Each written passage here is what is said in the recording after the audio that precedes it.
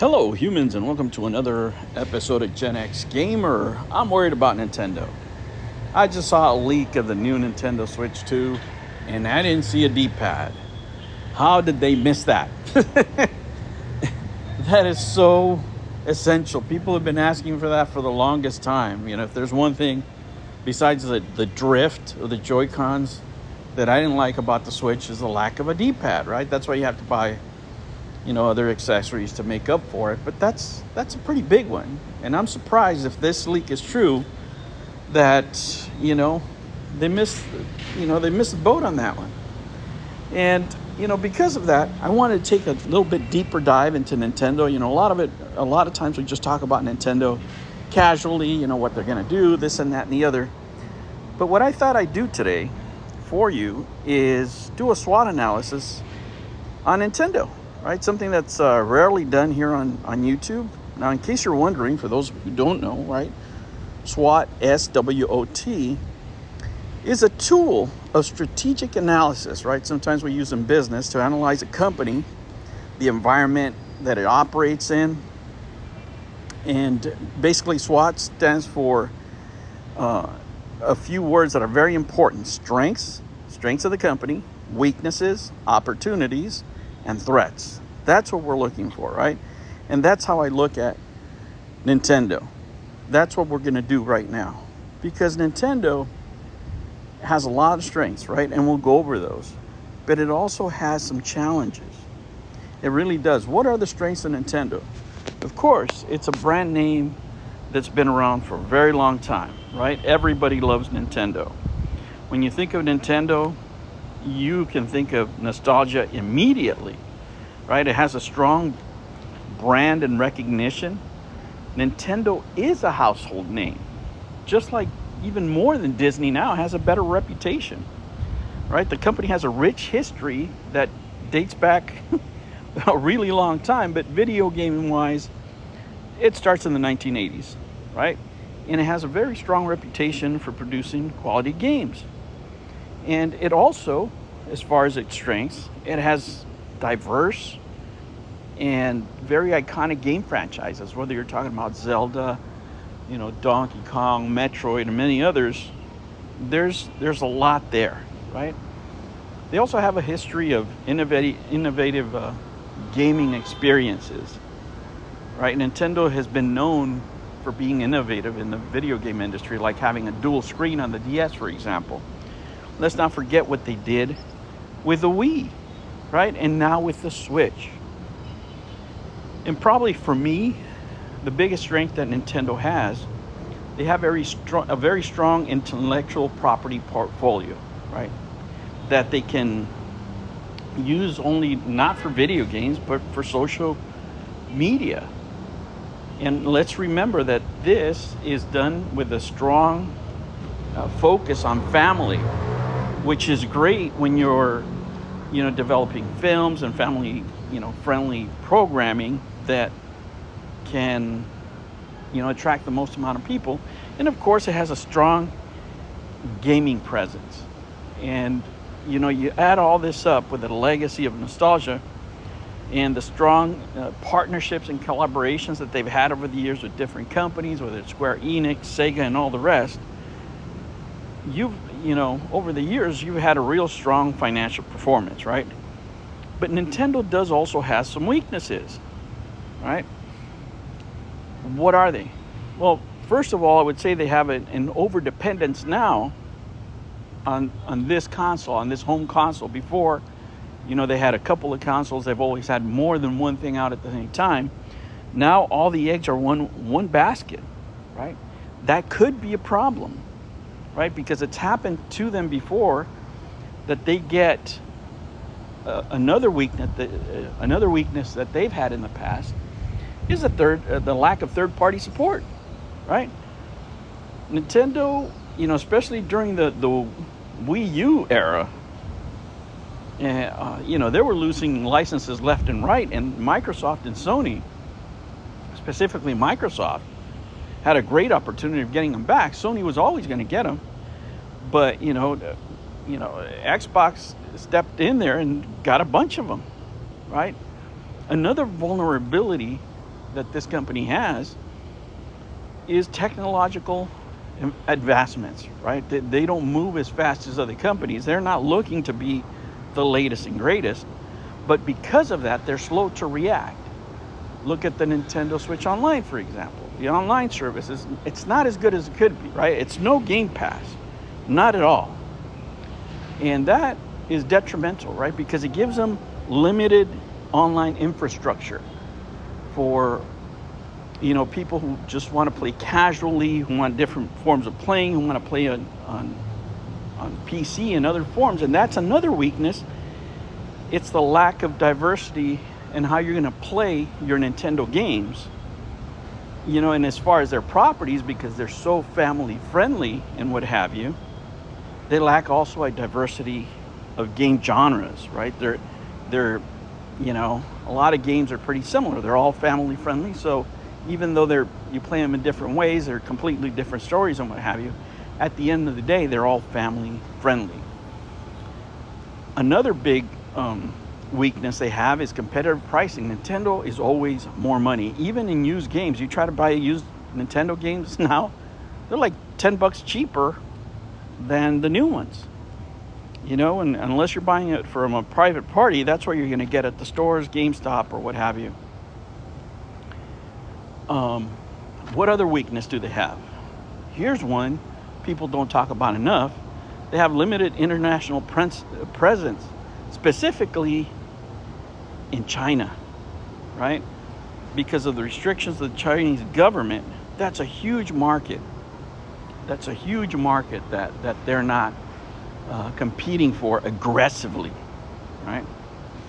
Another weakness we could call it, would be the limited backwards compatibility. Right now we're just able to do it through the Nintendo service, right? But it's not like you get an old cartridge or just scan it into something and start playing, right? Those are some of the weaknesses that people don't talk about enough, right, when evaluating Nintendo. But they do have more opportunities, right, outside of the limitations. What can they do? Well, they can build partnerships, branding opportunities like we've seen with clothing, with other accessories, things like that.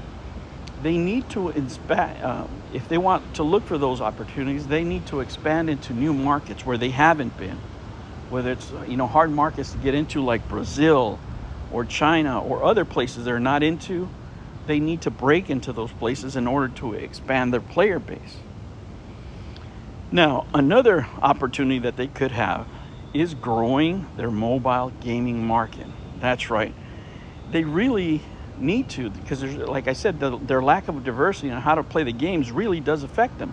There's how many games do we have for Nintendo? I mean, they're successful, right?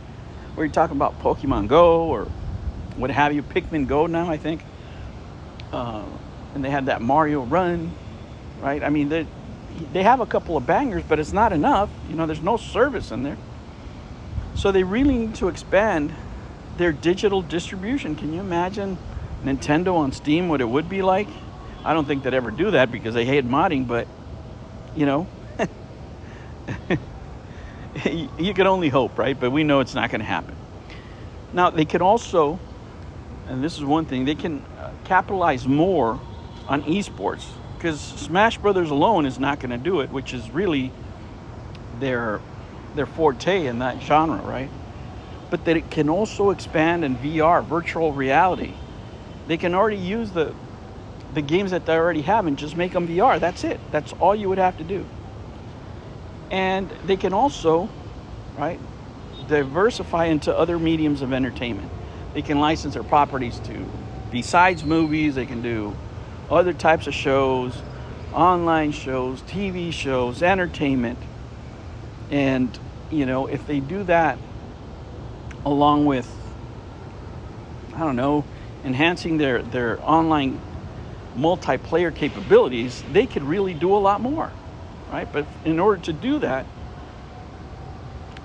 you can, invest, right, in research and development, things like that, coming up with new products, right? You can expand into, for example, educational gaming, get into schools, Those are things that they could do. These are things that the company could do to grow even more.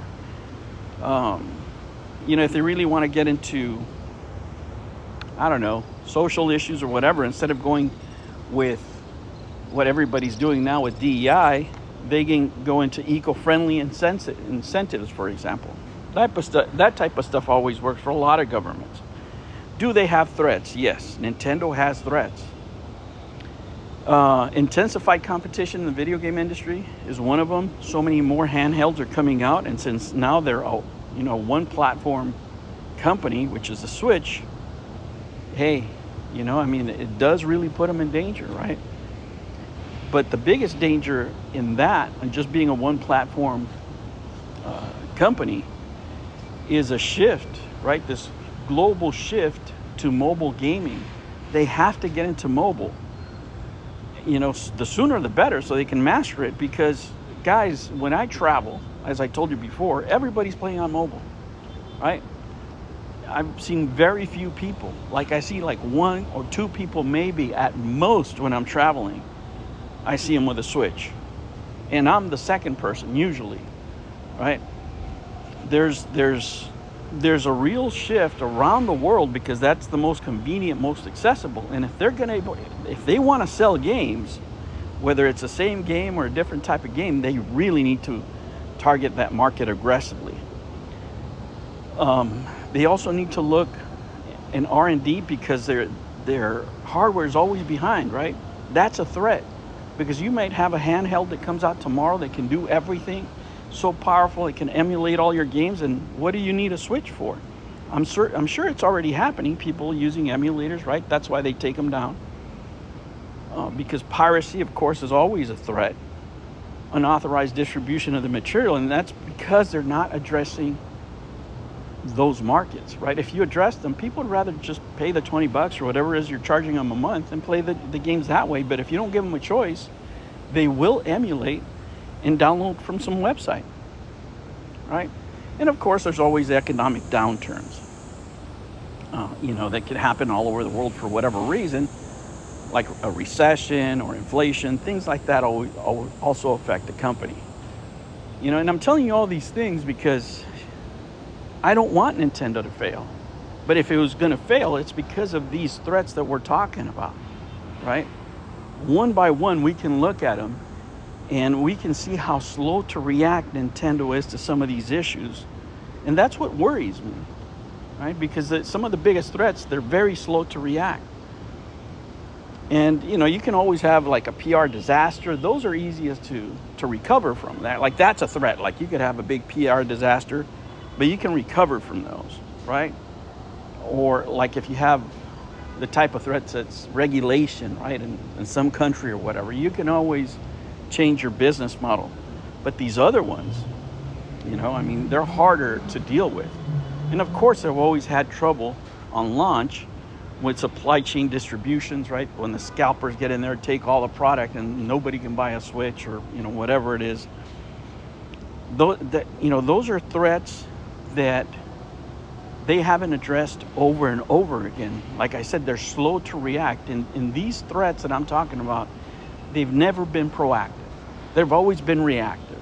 Something happens and they react to it, right? And that is what worries me, right? But if I had to conclude it all, right? In this SWOT analysis, if you think about it, what we highlighted are the strengths, weaknesses, opportunities, threats. It's a highly competitive industry, guys. Nintendo really does have some great offerings, some great properties, brand recognition, a very dedicated fan base, man. There's so many diehard Nintendo fans out there. But they need to be on their toes to stay competitive and avoid all these weaknesses. And most of all, be proactive against the threats that they face. All right, guys, that was just a real quick type exercise of a SWOT analysis, right? That's something that you do. This is not, right? Before I say the following, I have to tell you, this is not financial advice, right? I'm just a guy talking on YouTube. I'm talking to you from the Philippines. I'm semi-retired, right? But if you're going to look at any company, these are the type thing at the beginning of the analyses you do before you dig a little deeper, right? You want to know what the lay of the land for companies are before you put your money in them, right? These are the things that I looked at before I put my money into Nintendo years and years ago. Do I have faith in the company? Yes, I do, right? But again, you need to talk to your financial planner, your financial professional before you dig into any of these companies. But for the purposes of this exercise, is really just looking at a company that we've loved over the years, right? That we're big fans of, and that some headwinds are coming, and it doesn't seem like they're dealing with them. And let me tell you, I don't think that the Nintendo Switch 2 is going to do as well as the one. I'm not going to say it's a failure, right? But I think they needed to bring something more to the table than what we've seen so far. And not having a D-pad, which is what all this started with, is not a good sign. How much longer do you think Nintendo will last? Another 20, 50 years, 100 years? Hopefully so. Keep on gaming, guys. Thank you for listening. Thank you for joining me. Make sure you hit the like button and subscribe. I'll catch you on the next one. Take care.